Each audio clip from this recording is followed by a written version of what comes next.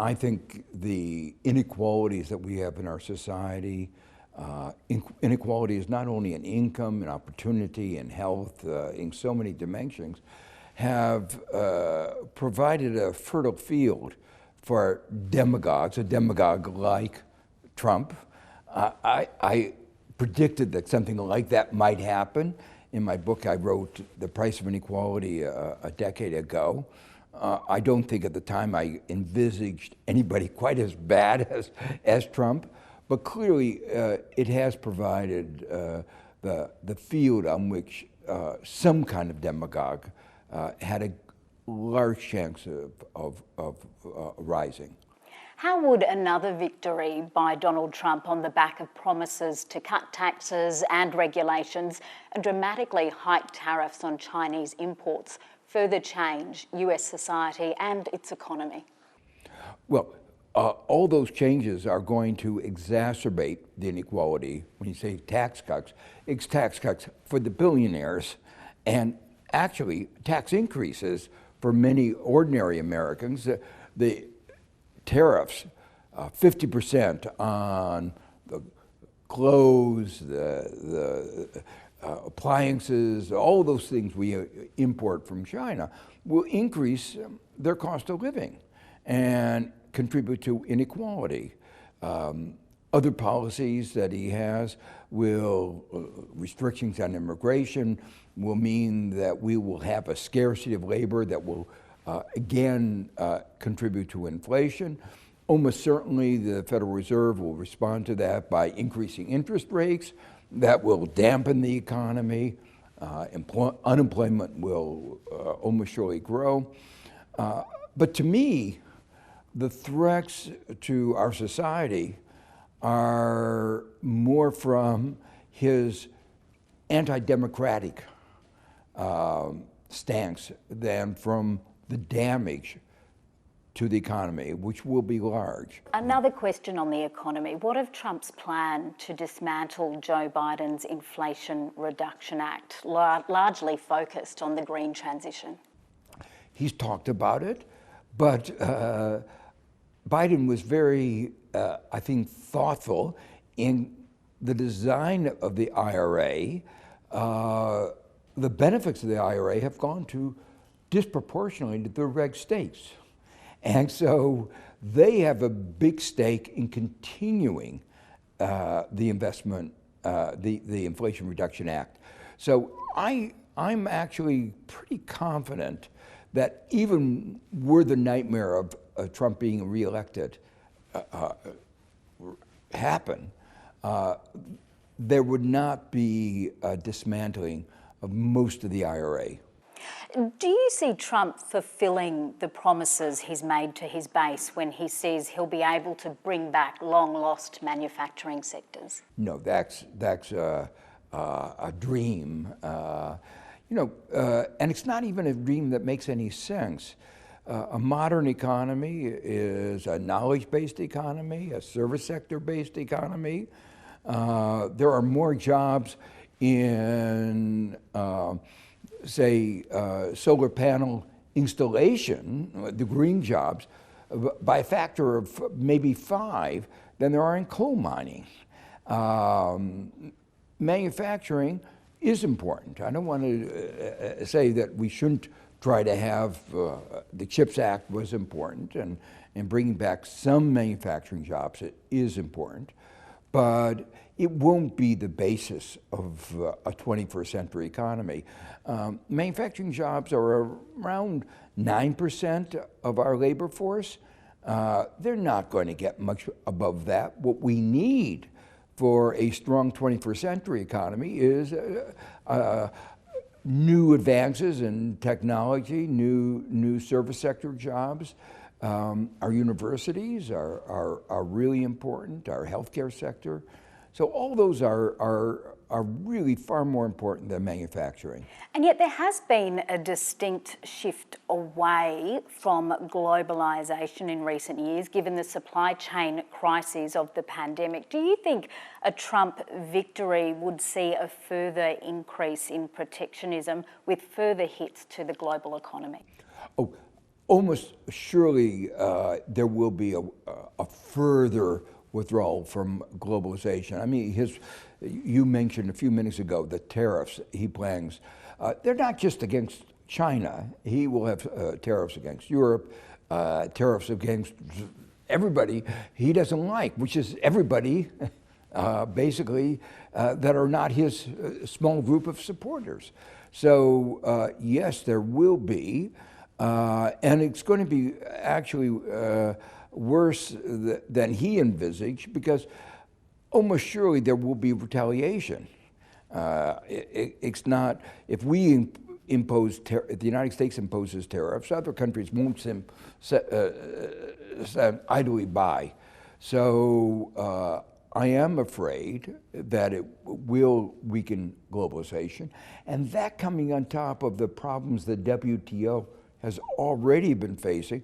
The WTO panel that adjudicates disputes has not been functioning for, years and years.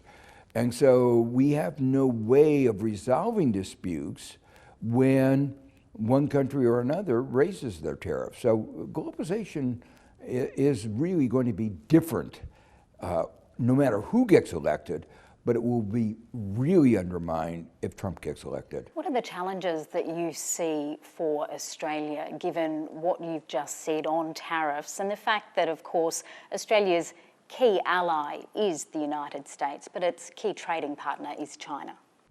Well, I think Australia does face big challenges. Every small country is going to face challenges. I mean, Australia is not that small of a country. I think it's like the 13th largest country in the world. It's bigger in GDP than Russia, so I shouldn't call it a small country. But relative to the global economy, these countries like Australia have to be more open than a large country like the United States. And when globalization begins to shut down, it will disproportionately hurt Australia. But Australia, like many of the countries in Latin America, is caught between China on the one hand and the US on the other. And it's been trying to navigate that difficult. But one aspect of that is that much of the sales to China have been natural resources. And it would be good, I think, for the Australian economy to move away from natural resources to, again, what I said before, a more knowledge and service-based economy. Well, Australia's Productivity Commission is now concerned that the local version of Joe Biden's IRA here could see Australia move further down the protectionist path. Should it be? Should it be concerned about that?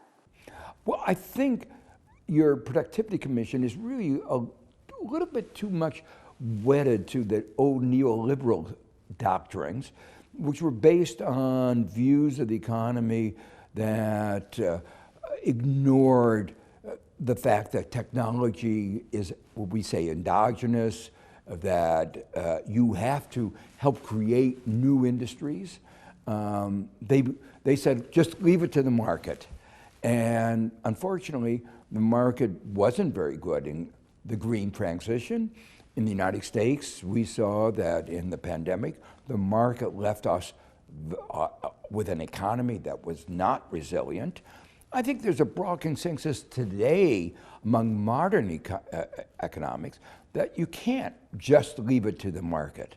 Now, you have to be careful not to have industrial policies, tariffs, protectionism captured by special interest, and that's always a danger. But if you have a strong democracy, and I think you have some aspects of Australia's democracy that I think are much stronger than in the United States, that provides a check against those kinds of abuses. Does it provide a check against rising inflation, though, on the back of increased government intervention? Government intervention doesn't necessarily lead to inflation. I mean, it can, but government not doing enough can lead to inflation. If I look at the United States, the inflation would have come down fast if the government had taken more active policies, for instance, for bringing women into the labor force through child care and better family leave policies, if it had taken a more active role in bringing housing prices down, because the market was very slow in responding to the needs of Americans for demand from Americans for more housing. So I think actually in the experience in the United States, a more active government would have helped. And again, just relying on the markets is what led us to the high inflation, because that is what led to an economy that was insufficiently resilient to admittedly very big shock that we experienced in the pandemic and the war. What is your view on whether Kamala Harris will stick with Bidenomics or turn her back on it? I think she and her advisors are really very committed to going in the direction that Biden has charted, which includes industrial policies. I think if the Democrats get a stronger support in Congress, we can design better policies. The particular policies that we had in the IRA were a very difficult compromise, and the political machinations to get something through are not easy. My view is, even with all those compromises, the IRA and the CHIPS Act are much better than having done nothing. But I think that if the Democrats get enough support in both houses in Congress, there are opportunities for doing a much better job than was done under President Biden. To finish, if US democracy at this moment is under threat, then regardless of who wins in November, how can it be saved? Well, I think it's under threat if Trump gets elected. I mean, he's been almost explicit saying this may be the last election you will have to worry about. What do you think that means? I think he said, I'm going to be dictator on day one.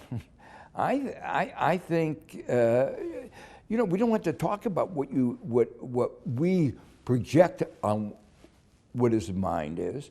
We had an experience in 2020 where even though Joe Biden got 7 million more votes, and the courts have said overwhelmingly, all of them, these were legitimate, he said he won the election. So, I think Trump is in the same camp as Maduro in Venezuela. No matter what the outcome is, he'll declare himself the victor. And even though the Constitution says you only can serve 2 terms, we know what happened in China. They changed the rules. Very difficult to change the Constitution in the United States. But does he obey rules? I think our experience is that he does not. Joseph Stiglitz, very interesting to speak to you. Thank you. Well, thank you.